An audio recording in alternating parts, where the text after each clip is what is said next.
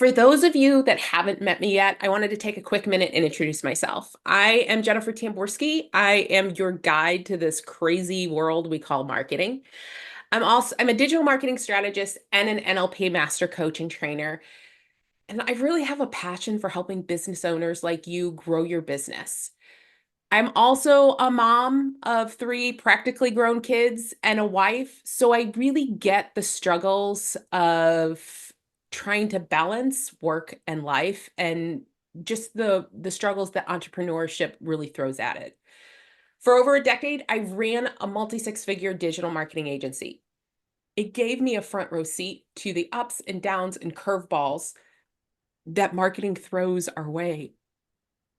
I've heard and oftentimes felt the overwhelming sense of confusion on how things work, on what doesn't work, on why it works, and how really to keep up on all of this. And if you're feeling some of that right now, trust me, you are not alone and you're in the right place. I've had the privilege of working with businesses at every stage, from startups to companies that are growing to that have already hit six figures and those that are established and pushing seven figures and beyond. So today I'm here to share with you what I've learned over the years and to give you some tools you need to reach those big goals of yours. So buckle up because we've got a lot to cover and a little time to do it in. This session is a Revenue Revolution Roundtable is all about equipping you with the essentials of building a strong, scalable marketing foundation. Whether you're just starting out or you're aiming for your first six figures, or you're already there and you're looking to reach seven figures and beyond. The strategies we're going to cover today apply across the board. They're the foundational pieces that you need to hit six figures and beyond. By the end of this session, you will have a clear idea and understanding of what works, what doesn't, and why consistent custom marketing approach is a non-negotiable for your business to grow. Before we dive in, I would love to get a feel for where you're at in your journey right now. So I'd love pop a message in the chat, if you will. How many of you feel like your marketing is a constant challenge for you? If you do, say yes in the chat. Or maybe you're asking yourself, how do I stay consistent? What's the best way to attract high quality leads? If you're feeling this way right now, that's exactly what we're going to dive into today. And you are not alone because I hear these concerns all of the time from the clients that come to me. Making sure you're messaging a text your ideal client. Yep, Sarah, that's exactly where a lot of people are at. So I want to start with this non-negotiable. And I love to start this training with busting one of the biggest myths I hear all the time. So have you ever thought or ever heard someone say, I'm going to start marketing once I have more clients, or I'll invest in marketing once I'm bringing in X amount of revenue? This is a huge misconception. It's actually one of the biggest reasons that businesses stay stuck. Waiting until you have enough clients, enough money, enough reputation, enough of anything to start marketing your business actually puts your business at a disadvantage. Think about it this way for a second. Marketing is what creates the flow of clients and revenue, honestly, into your business. It's what helps you get to that place where you're making money. Imagine you opened a store and you kept the close sign up most of the time, waiting for customers to arrive before you open the doors. It wouldn't work, right? Marketing is how we invite people in. It's how they get to know who we are, what we do, who we serve. And it is critical that you start marketing from day one of your business.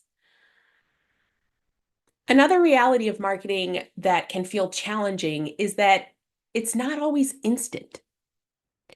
Often marketing that we start now will show results in 90 days to 6 months. It's kind of like planting a seed, right? You don't see that full harvest right away, but if you keep nurturing those seeds, eventually you'll see growth. And that's the reason that consistent marketing is essential, not optional. You can't just turn it on and off depending on your needs or your schedule because marketing really builds over time, one thing on top of another. So today we're going to focus on that. Did I scroll past that? Yes. Okay. Sorry. My mouse got away from me. So the first thing that I want to dive into today is crafting a clear digital marketing strategy. Because one of the biggest traps I see business owners falling into is what I call spaghetti marketing. This is where you are throwing out random ideas to see what sticks. It might look like trying a new social media platform one day, or jumping on an email campaign the next, or testing out ads when you don't have a clear plan of what you're doing with them. While experimenting can be beneficial, having no direction for that experiment and no consistency for your marketing in general is actually a recipe for disaster. So the first thing that you have to have in order to really get to that six-figure mark is a clear blueprint. It is impossible to know what works and what isn't without you understanding what you're trying to do overall.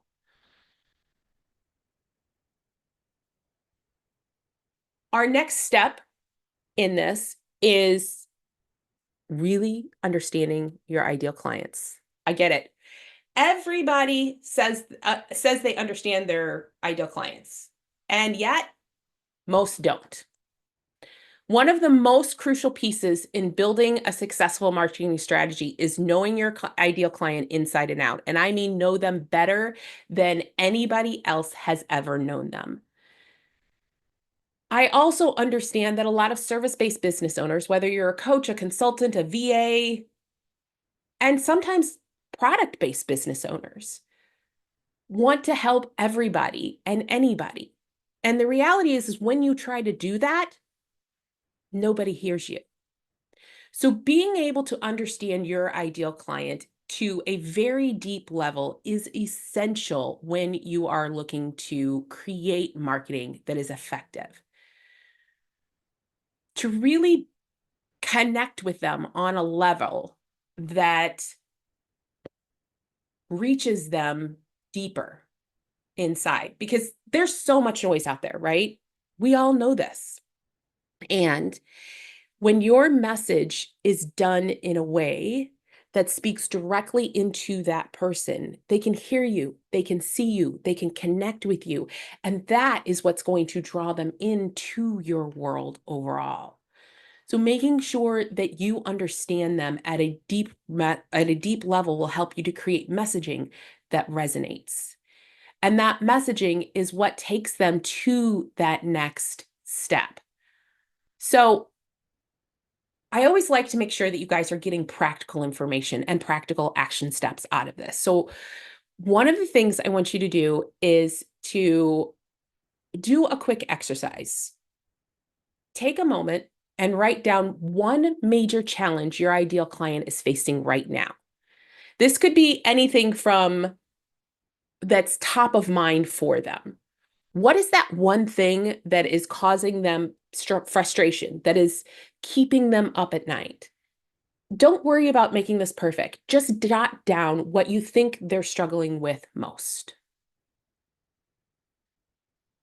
Okay. Hopefully everyone's got something written down. Now think about how your product, service, or solution addresses that specific challenge. How can you position your offering as the solution to that need?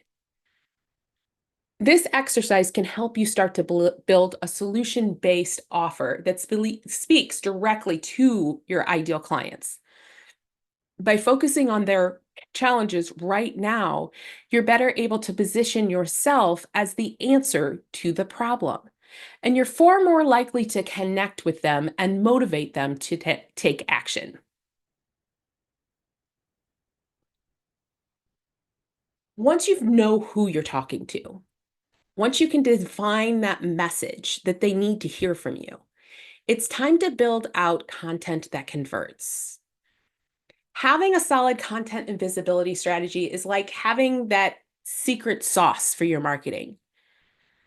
It really is about being able to connect with your audience almost immediately. It is about creating killer content and visibility that makes your brand seen and heard and felt and understood. It includes the stories that you tell, the value you share, and the personality that is you. I will tell you right now, if you try to hide yourself from your brand, it is never going to be successful because people buy, and I know you've heard this before, from those who they know, like, and trust. By putting yourself front and center as a piece of your brand, they're able to connect with the person, not just the message. And that is what's going to help move you forward. Now, as far as visibility goes, I think this is the scariest piece of all of marketing, making yourself visible to your audience. That means stepping outside of entrepreneur witness protection programs, stepping into your audience, letting them know that you're there, and crafting it in a way that connects with them. Your visibility strategy is about using things like social media or email marketing or podcast guesting or collaboration. Those types of things that put you in front of your potential audience. I will also tell you that as much as you hate this, and I know I'm going to hear a lot of groans about this, video is one of the key ways that's going to happen, because those that can see you and hear you are going to connect with you. And video is the fastest and easiest way to make that happen, especially if your audience is around the world and not right in front of you. Again, actionable steps for you to create content. It is crucial to understand that your audience has really unique needs depending on where they're at in their customer journey. And tailoring your content to each of those steps is going to be incredibly helpful. So there are 5 areas of content that you need to be aware of. The first is the unaware. At this point, people don't even know that they have a problem, let alone that you are the potential solution to that problem. Here, your goal is to introduce them to an issue that they might not be aware of. So you're going to want to create content that highlights common challenges and frustrations that your ideal client might be experiencing without necessarily pushing your product, service, or solution. The next area is problem aware. These people know they have a problem. They are very aware that XYZ is their problem, but they don't know yet that you might be the best way to solve it. And this is where you provide educational content that dives deeper into their challenges. Think about how-to guides or explainer videos. This content should help them understand what's causing their problem and why finding a solution is important to the problem. Then you have stage 3, which is solution aware. At this stage, they know they need a solution. They know they need help, and they're looking for the options out there. They're starting to look for answers, and this is your opportunity to position yourself as the expert and the answer to that problem.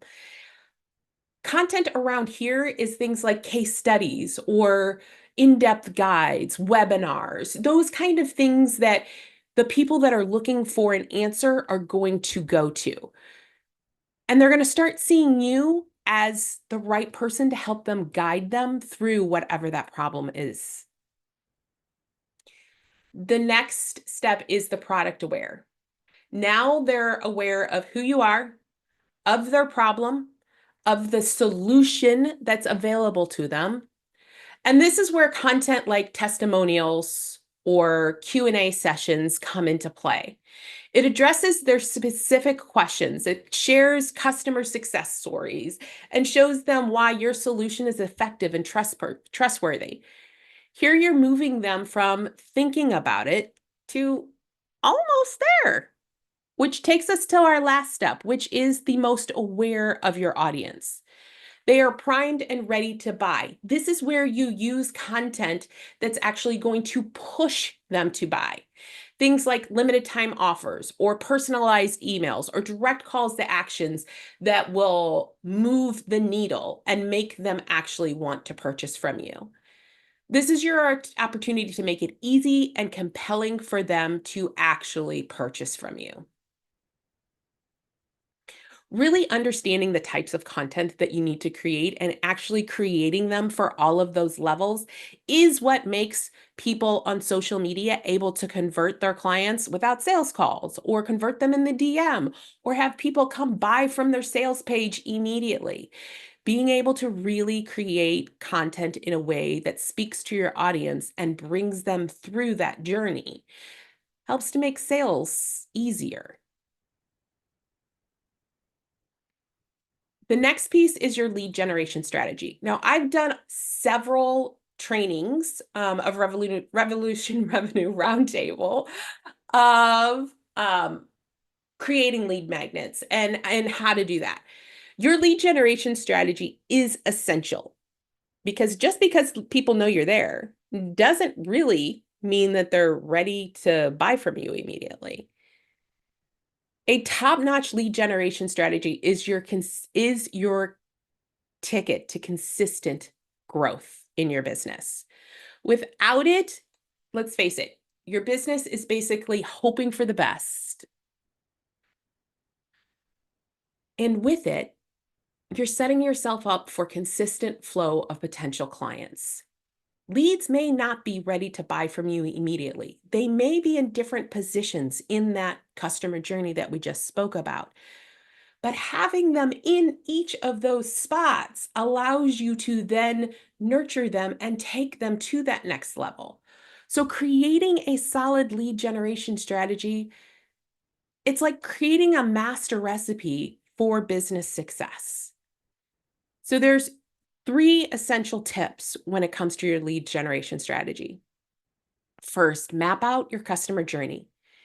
Every single step. Take them through those 5 stages of awareness and make sure that you have a touch point in every step. Whether that's content on social media or nurture sequences or a lead magnet or a webinar, whatever that might be, if you have it written out and drawn out, you can follow it. And more importantly, you can see where it might break down. Really identify those key moments that are critical to decision points. Those moments are where your lead decides whether to engage further with you or walk away. Understanding that will help you to tailor your strategy around what they need at that time. 2 is to craft an irresistible lead magnet. Focus on a micro problem that they have. I've done a whole training on this in the past. If you start with that micro problem that you can solve quickly, but doesn't solve the bigger issue, it will help you to really create that connection with them and show that you know what you're doing and set you up as an expert. Your lead magnet, you should spend as much time on your lead magnet as you do on your offer. And then point 3 is to really ensure that smooth, natural progression from the top of the funnel to the bottom of the funnel. Make sure that you're giving them the education and points that they need at each step in order to get a lead generation system that creates buyers and not just lookers. Once you have these leads in, you need a nurture strategy. This is the secret sauce to your marketing. Think about it from this perspective. You've caught the attention of your ideal clients, which is awesome. Your lead magnet did its thing. It brought them in the door. But getting their attention is just the first step. I have had clients literally come to me that have spent thousands and thousands of dollars on building their email list. And when I ask, what's your nurture strategy? They have none. So if they didn't buy immediately from that lead magnet, they died in their email list. If you are not continuously engaging and nurturing your audience, they're never going to take that next step. You need to be in front of them when they're ready to buy. And the only way to do that and to do it effectively is to have a nurture strategy that takes them through every step and that continues to connect with them long term. Because some people will be ready and willing to buy from you day one, and others, it might take 6 months to a year. It all depends on what you're selling, how you're selling it, and whether or not they're ready when they find you. If they are completely unaware of their problem, it might take them longer to go through that process of unaware to problem aware to solution aware. And that process is what you're going to want to make sure is established within your nurture strategy. Keep yourself in front of them um, every day for a period of time, and then make sure that you're continuing to touch on them as you go along. Make sure that when you're crafting your nurture strategy that you are consistently creating content, valuable content that reaches them where they're at in the buying process. That you have immediately after your lead magnet, you have a purpose-driven email sequence, an email sequence that will help them understand why they should buy from you. And for God's sakes, make sure every one of your emails has some form of call to action in it, whether that is a click here to buy, or that is a respond to me, or maybe it's to go listen to your podcast. Give them something to do in every email. It will help you understand if your audience is actually engaged in the long run or not. Also, plan on nurturing them across multiple platforms. Email marketing is the king of all kings when it comes to nurturing. And if you can get them in email marketing and then also they see your content on social media, they're more likely to get you or get your message in the timing that you need them to be ready to buy.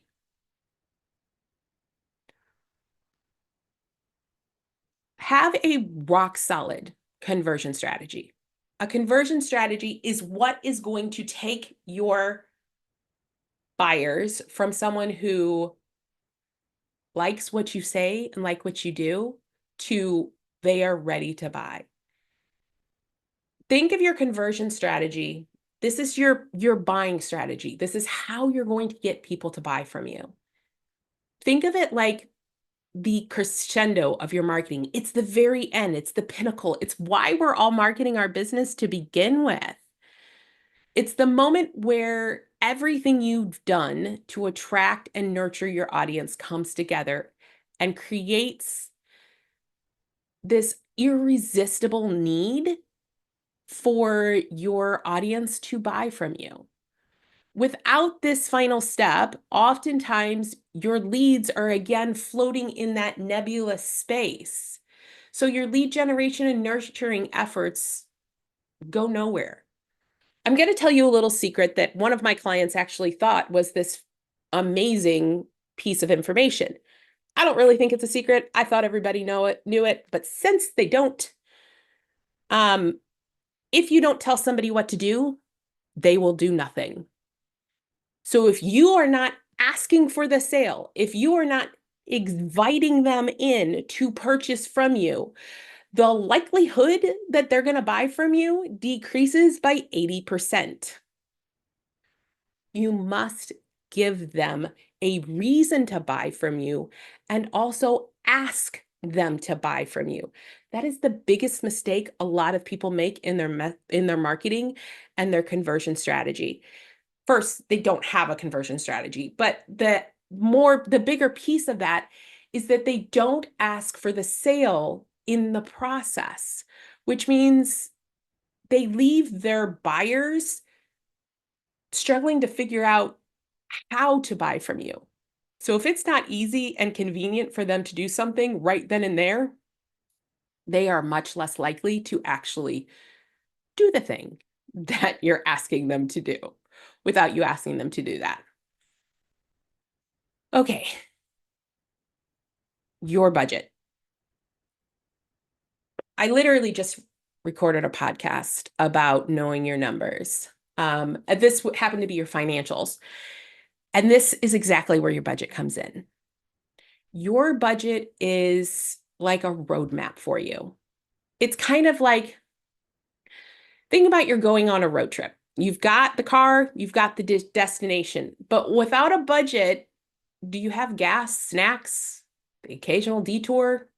Do you have the money set aside to do the things that you need to do on that trip? Your marketing journey is the exact same thing. Having a marketing budget is like having a financial roadmap. It gives you a very clear picture of where you can spend, what you can spend, and what you expect in return for that investment. It's all about making smart choices with your resources.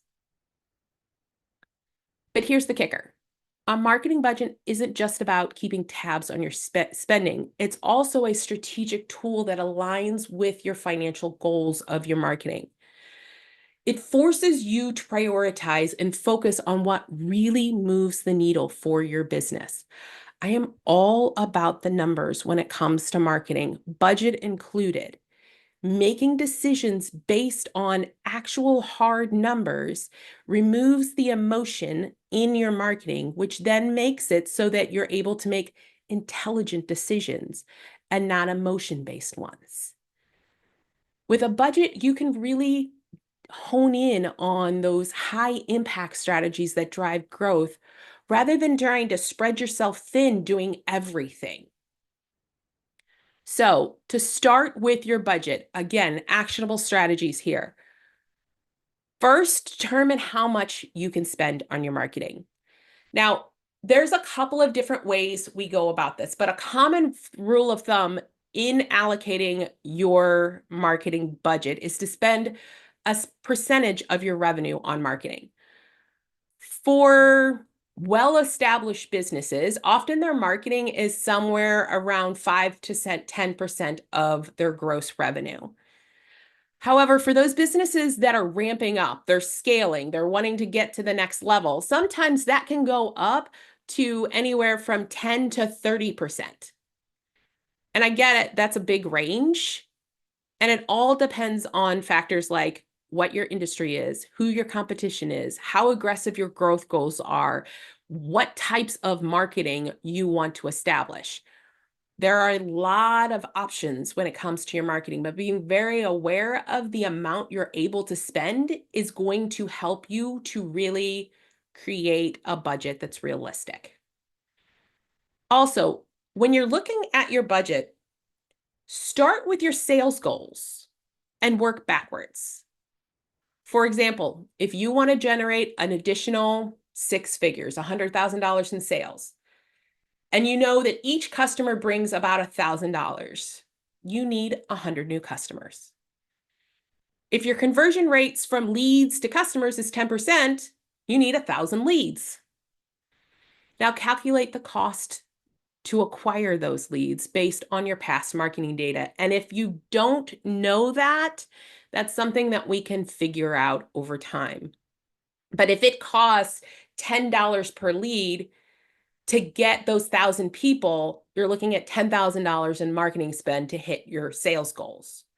Now, those are really round numbers. And that $10,000 may be for the full year. Don't expect it in 1 month. Don't expect to spend it in 1 month. Because I know me telling people that you're going to spend $10,000 in marketing can oftentimes be scary. But if you break that down over the course of the year, you're spending $1,000 to $1,500 a month. It's not as bad. Make sure that when you're creating your marketing goals or your marketing budget, you're looking at it from what it is that you actually want to reach with your marketing.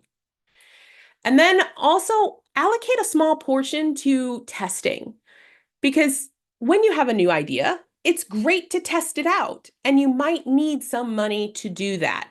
Testing new marketing strategies or testing to new channels, platforms.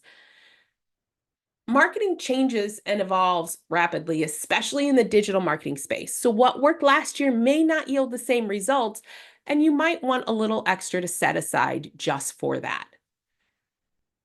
And lastly, when it comes to your budget, always keep an eye on the return on investment. If certain marketing efforts are yielding a really high ROI, it makes sense to allocate more budget there. It also makes sense to cut out strategies that aren't performing as well.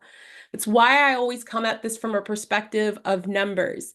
If you know what's actually bringing in your sales, you're able to then focus more of your money in that direction and scale faster. Keep in mind, these guidelines are not hard and fast rules. They're somewhere to start. You want to make sure that you have a way to track this and also adjust as needed. Last piece of this training, and then we're going to dive into Q&A. All of this training, all of the training in the world won't move the needle unless you actually take action. Your marketing plan is your roadmap, but it's only as effective if you commit to following it. Success comes from consistent, intentional steps, even the small ones. Every step drives you towards your goal. Your marketing plan is designed to bring your goals to life, but only if you implement it. The truth is, even the best laid plans are just potential until you turn them into progress. Taking action isn't about doing everything perfectly. My mantra is done is better than perfect. It's about showing up, trying new strategies, and learning as you go. Every single action, every post, every email, every lead generation effort brings you just a little bit closer to the goals you want to hit. Think of it this way. Your marketing is that seed. And when you consistently take action, you're able to water it and help it grow. And even if you don't see consistent results or see instant results, those small, consistent steps are creating momentum beneath the surface and leading to bigger wins down the line. So take some steps in the directions that are actually going to move the needle for you. Commit to one small marketing task each day. It could be as simple as engaging with your social media or setting aside time to create content. Then focus on 2 to 3 goals that support your larger strategy. Maybe it's publishing a blog post or getting on a podcast. Small, consistent goals are what keep you moving forward. Prioritize consistency over perfection. Done is always better than perfect. Sometimes we hesitate to launch that email campaign or post on social media because it doesn't feel perfect. Like there's some tweak. But here's the reality. There's no such thing as perfect. And if we're waiting for that, we're going to wait forever. Consistency is what builds trust. It's what attracts your audience and what helps you learn. And quite honestly, being a little imperfect is also what makes your audience connect with you. Nobody wants to work with someone who's perfect. Really taking action every step of the way around your marketing is what's going to help you to grow your business. So if you're feeling afraid to take that action, talk to somebody. If it's the fear of failure that's showing up for you, or if you're overwhelmed with the ideas out there, or if you just need some help, I'm here for you. When it comes to growing your business through marketing, it's really essential that you know you don't have to do it alone. In fact, treating marketing as a done with you process rather than a do it yourself process can make all the difference.